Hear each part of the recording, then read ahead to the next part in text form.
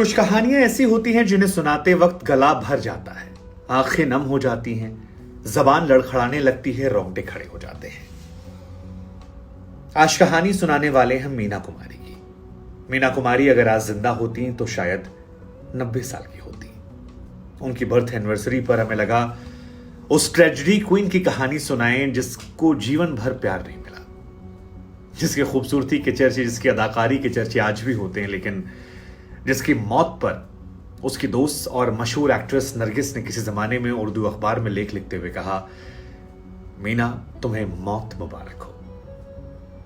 मैं किसी से कहती नहीं हूं ये, लेकिन आज मौत तुम्हें पाकर खुश नसीब महसूस कर रही होगी।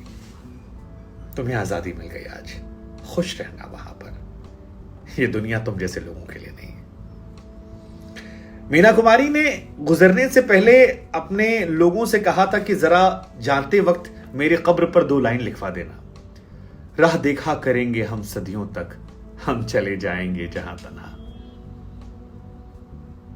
बहुत कुछ है मीना कुमारी की उम्र में। पिता को वो मनहूस लगी थी क्योंकि बेटा नहीं हुआ, 13 साल की उम्र में मां चली गई। पति को चुना तो पिता ने साथ छोड़ दिया। पति ने खूबसूरत होने से कैद करके रख दिया। बच्चा हुआ, उसकी मौत हो गई। 2 बच्चे गिरा दिए। शराब, ड्रग्स, शराब, नशा। और मीना कुमारी की जिंदगी की कहानियों में दुख नहीं है, दुख के बीच में उनकी कहानियां हैं। मीना कुमारी गरीबी के चलते पढ़ाई नहीं कर पाती हैं। 13 साल की उम्र में उनकी मां जो है वो गुजर जाती हैं। सदमे में वो काम करती रही। डायरेक्टर ने उनके साथ छिड़खानी करने की कोशिश की, उनको अपनी हवस का शिकार बनाना चाहा, मना किया तो एक सीन में 31 थप्पड़ उनके गालों में मरवाए बदला लेने के लिए, और वो खामोशी से सहती रही।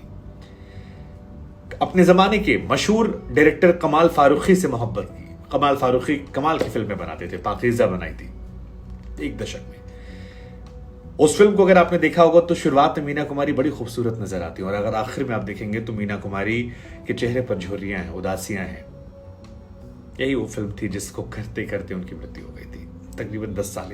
ये फिल्म ही एक्चुअली मीना कुमारी की जिंदगी है, बिफोर आफ्टर, 2 तरह से रिकॉर्ड हुई है। कमाल फारूकी से मोहब्बत, पति कैद करना चाहता है खूबसूरती को, लड़ाई झगड़े होते हैं, मिसकैरेज होता है, 2 बच्चे गिराते हैं, पति आता है, मारता है, खुद से अलग कर देता है।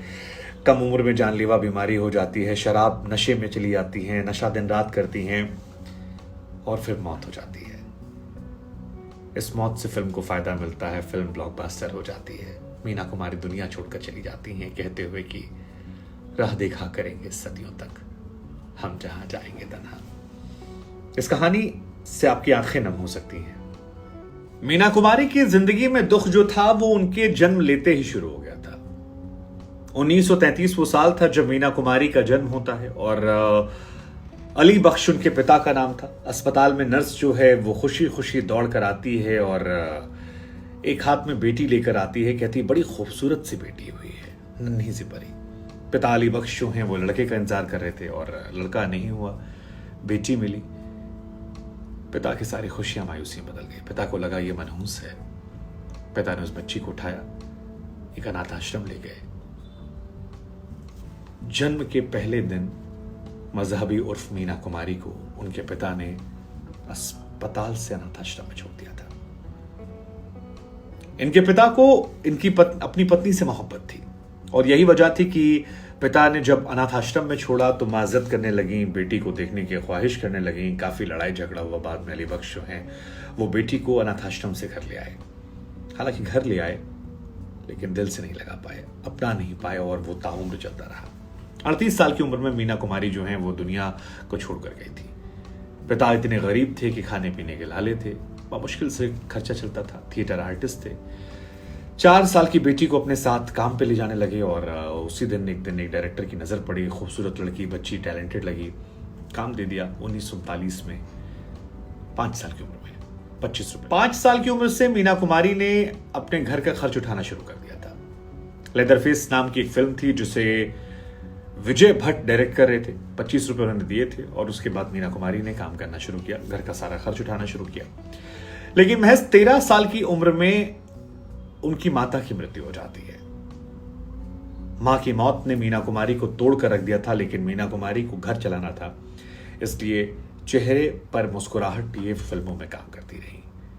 सराय, पिया जा घर, बिछड़े बालम, बच्चों का खेल, तमाम फिल्में जो हैं उन्होंने की और अपने आंसुओं को छिपा ली गई। फिर 50 के दशक में मीना कुमारी अपने जमाने की सबसे खूबसूरत अदाकारा बन गई थी, सबसे टैलेंटेड एक्ट्रेस बन गई थी और एक बड़े निर्देशक की फिल्म मिली। बहुत रुतबा था, दबदबा था। कहा जाता है कि डायरेक्टर साहब जो हैं मीना कुमारी के कमरे में पहुंचे और बाकी लोगों से कहा कि आप बाहर जाइए, मुझे मीना कुमारी के साथ अकेले लंच करना है। मीना के साथ बैठे। डायरेक्टर साहब जो है उनकी नीयत खराब थी और खाना खाते वक्त टेबल के नीचे से पैर मीना कुमारी के पैर पर रखने लगे। मीना कुमारी के पैरों को छेड़ने लगे। मीना को गुस्सा आया, उन्हें लगा कि शायद ये कुछ गलत करना चाह रहे हैं, मंशा समझ ली और मीना जोर जोर से चिल्लाने लगी। डायरेक्टर पर थप्पड़ लगा दिया। डायरेक्टर ने जैसे तैसे अपनी क्रू से कहा कि ये एक सीन का रिहर्सल था जो मैं करना चाह रहा था, मैं देखना चाह रहा था तुम कैसे रिएक्ट करती हो। लेकिन सच्चाई मीना कुमारी जान गई थी और फिर डायरेक्टर ने सार्वजनिक हुई बेइज्जती का बदला लेने के लिए मीना कुमारी को कानूनी दांवपेच में फंसाया। मीना कुमारी उस फिल्म में कॉन्ट्रैक्ट में थी और बाद में डायरेक्टर ने उस फिल्म के सीन बदल दिए। उस फिल्म के एक सीन में उसने एक सीन डलवाया जहां पर मीना कुमारी पर अभिनेता जो थे वो थप्पड़ मार रहे थे और कहा गया ये रियल टाइम शूट किया जाएगा। मीना कुमारी के सामने वो एक एक्टर आते हैं। डायरेक्टर ने कहा नजदीक का शॉट है, इससे मैं थप्पड़ मारूं, और खींच के थप्पड़ गाल पर पड़ता है। मीना इस थप्पड़ से सहम जाती हैं, हिल जाती हैं, सकपका जाती हैं। लेकिन डायरेक्टर कहता है कि टेक अच्छा नहीं हुआ, दोबारा करो, चौबारा करो। और पूरे स्टार कास्ट और हर कोई समझ गया था कि ये मीना कुमारी से बदला लिया जा रहा है। मीना खामोश रहती हैं, हर एक थप्पड़ खाती हैं और 31 थप्पड़ उन्हें ऐसे पड़ते हैं। ये किस्सा हम नहीं सुना रहे, ये किस्सा उस जमाने में एक्टर थे अनवर हुसैन। उन्होंने बलराज साहनी के साथ बाद में जब संवाद किया तो इस किस्से का जिक्र किया और बताया कि मीना के साथ क्या क्या हुआ था। लेकिन ये डायरेक्टर की कहानी थी। इसी बीच में 1952 में कमाल अमरोही ने मीना कुमारी को, उनकी एक फिल्म आई थी अनारकली, उसमें साइन किया। कमाल जो हैं उन्होंने मीना कुमारी को 5 साल की उम्र में देखा था और तब से वो चाइल्ड आर्टिस्ट की तलाश में थे, उनसे काफी ज्यादा प्रभावित थे। लेकिन तब बात नहीं बनी थी और अब अनारकली में वो उन्हें कास्ट करने वाले। कमाल फारूकी वो डायरेक्टर थे जो 2 शादियां पहले कर चुके थे। मीना कुमारी से उम्र में दोगुने थे। लेकिन कमाल फारूकी को फिल्मों की समझ बहुत ज्यादा थी और उनके फिल्में बनाने का अंदाज बहुत अलग था। अगर आप पाकीज़ा आपने देखी तो उसको आप दोबारा देख लीजिएगा, नहीं देखी तो जिस तरह से फिल्म उन्होंने बनाई है। कमाल ने इनको साइन किया अनारकली के लिए, लेकिन मीना एक हादसे का शिकार हुई और कमाल फारूकी हर रोज जाकर मीना कुमारी का हालचाल लेते थे, मीना कुमारी से बात करते थे, फूल लेकर जाते थे। मीना कुमारी के पिता को जब ये बात पता लगी तो वो खुद अस्पताल में जाने लगे, सख्त पाबंदी करने लगे, मीना कुमारी को कमाल फारूकी से दूर करने की कोशिश करने लगे। लेकिन 4 महीने मीना कुमारी का उनसे मुलाकात करना, संवाद करना और इन दोनों का करीब आना इन दोनों को मोहब्बत की तरफ ले आता है। हालांकि मीना कुमारी के पिता को जैसे ये अंदाजा हुआ कि ये मोहब्बत आगे बढ़ रही है, उन्होंने अनारकली फिल्म छोड़ने के लिए कहा। लेकिन मीना तब तक इश्क में पागल हो चुकी थी। शायद माँ का प्यार नहीं मिला, बाप की बेरुखी। मीना कुमारी इसके बाद फिजियोथेरेपी करने आती हैं और धीरे से गुपचुप तरीके से वो निकल जाती हैं सुबह। उसके बाद कमाल फारूकी से मोहब्बत को एक मुकाम पहुंचाती हैं और शादी कर लेती हैं।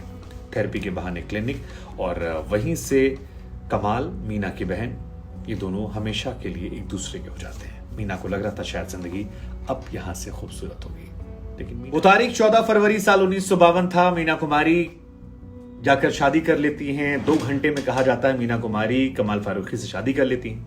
हालांकि शादी के बावजूद मीना कुमारी और कमाल फारूकी जो हैं वो एक साथ नहीं रहते। मीना अपने घर पर रहती है पिता के डर से। और एक फिल्म आई थी दायरा, उसको साइन करने जब मीना गई कमाल फारूकी की तो पिता को भनक लग गई। पिता ने मना किया, मीना नाराज हुई, मीना चली गई कमाल फारूकी के घर, यानी अपने पति के घर।